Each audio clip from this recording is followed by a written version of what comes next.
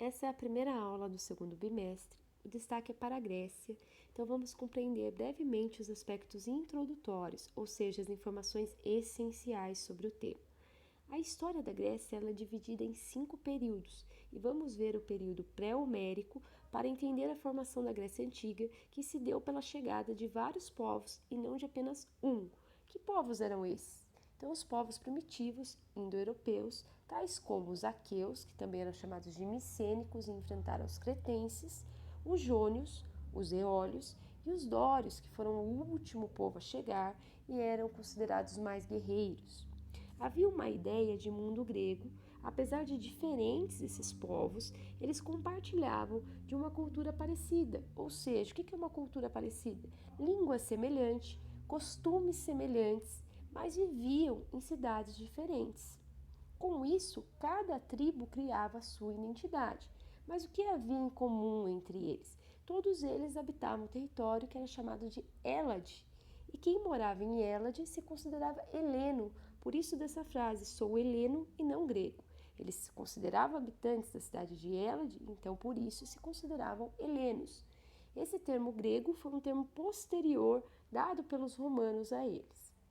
Para que vocês não esqueçam os povos primitivos, eu criei um acróstico com as iniciais de cada um desses povos. A de aqueus, J de jônios, E de eólios e D de dórios, formando a palavra agede. Como que era a geografia grega então? Ou seja, como que era formado o território grego? Por rochas, montanhas que cercavam essas cidades, desnível e escassez de terra fértil. Essa escassez de terra fértil dificultou o desenvolvimento da agricultura devido a terra serem mais secas e facilitou o comércio marítimo. Onde ficava a Grécia? No sul da Península Balcânica, entre os mares Jônico e Egeu, na costa da Ásia Menor. Aqui está um mapa para salientar isso bem. Então, olha lá, a Grécia toda contornada e pintada de laranja, e a gente vai ver as duas principais cidades destacadas e os dois mares, ou seja, cidade-estado de Esparta, ela era banhada pelo mar Jônico, enquanto a cidade-estado de Atenas, que é a que a gente vai estudar, é banhada pelo mar Egeu.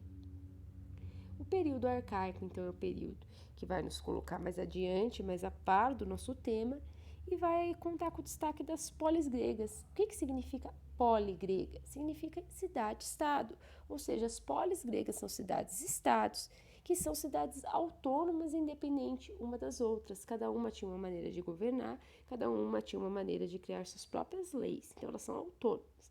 E o nosso destaque de estudo dessa aprendizagem vai para Atenas, que é a cidade-estado que vamos estudar nesse bimestre, nessa aprendizagem.